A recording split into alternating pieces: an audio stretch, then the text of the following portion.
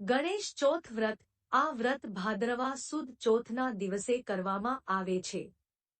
સુખ, શાંતિ, સમૃદ્ધિ અને સંતાન પ્રાપ્તિ માટે આ વ્રત થાય છે. સવારે સ્નાન કરી પંચધાતુની ગણપતિની મૂર્તિ બનાવી તેની સ્થાપના કરી પૂજા કરવી. આ દિવસે ઉપવાસ કરવો. વ્રત કરનારે રાત્રે ચંદ્ર દર્શન કરવાથી કલંક લાગે છે. ભગવાન શ્રીકૃષ્ણે પોતાના પર લાગેલું કલંક દૂર કરવા આ વ્રત કરેલું. વ્રતના બીજા દિવસે ગણપતિની મૂર્તિને જળમાં પધરાવી દેવી. વ્રત કથા એક દિવસ ગણપતિ મહારાજ રિદ્ધિ સિદ્ધિ સહિત આકાશ માર્ગે કૈલાશ તરફ જવા નીકળ્યા. રસ્તામાં ચંદ્રલોક આવતા ચંદ્રએ ગણપતિને જોયા. ગણપતિનું મુખ અને પેટ જોઈને ચંદ્ર ખડખડાટ હસવા લાગ્યા અને તેની મશ્કરી કરવા લાગ્યા. આથી ગણપતિ ચંદ્ર પર ખૂબ ગુસ્સે થઈ ગયા અને તેને શ્રાપ આપતા બોલ્યા, ચંદ્ર, તું ખૂબ રૂપાળો છે, એની ના નથી. પણ એથી અભિમાનમાં આવી જઈ અન્યની મશ્કરી ન કરાય. આજે તે મારી મશ્કરી કરી છે માટે હું તને શ્રાપ આપું છું કે આજે એટલે કે ભાદરવા સુદ ચોથના દિવસે કોઈ તારી સામું નહીં જુએ અને કદાચ કોઈ ભૂલે ચૂકે જોશે તો તેના પર અંધારી આફત આવશે. આ સાંભળી ચંદ્ર ધ્રુજી ઉઠે. તે બીકના માર્યા કમળમાં છુપાઈ ગયા. ચારેકોર અંધકાર વાતા હાહાકાર મચી ગયો. સ્વર્ગના દેવો બ્રહ્માજી પાસે જઈ ચંદ્રના શ્રાપનું નિવારણ પૂછવા લાગ્યા. બ્રહ્માજી બોલ્યા કે ગણપતિનો શ્રાપ કદી મિથ્યા જતો નથી, છતાં પણ હું તમને એના નિવારણનો ઉપાય બતાવું છું. સાંભળો. થોડા દિવસ પછી ભાદરવો મહિનો આવશે.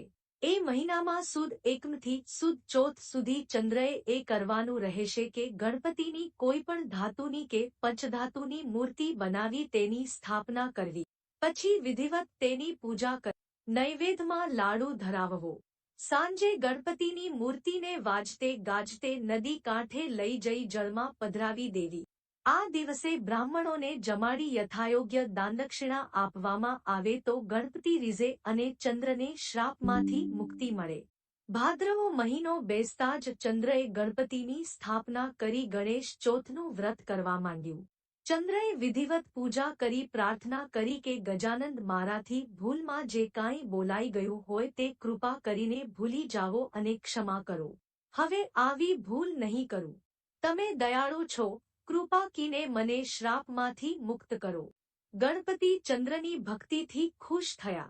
તેને દર્શન આપી બોલ્યો, ચંદ્ર, તું સંપૂર્ણ શ્રાપ મુક્ત તો નહીં થઈ શકે, છતાં હું તારા વ્રતથી ખુશ થઈ શ્રાપ થોડો હળવો કરું છું. જો કોઈ પણ વ્યક્તિ ભાદ્રવા સુદ બીજના ચંદ્રના દર્શન કરી પછી ચોથના દર્શન કરશે તો તેને કોઈ સંકટ નહીં આવે.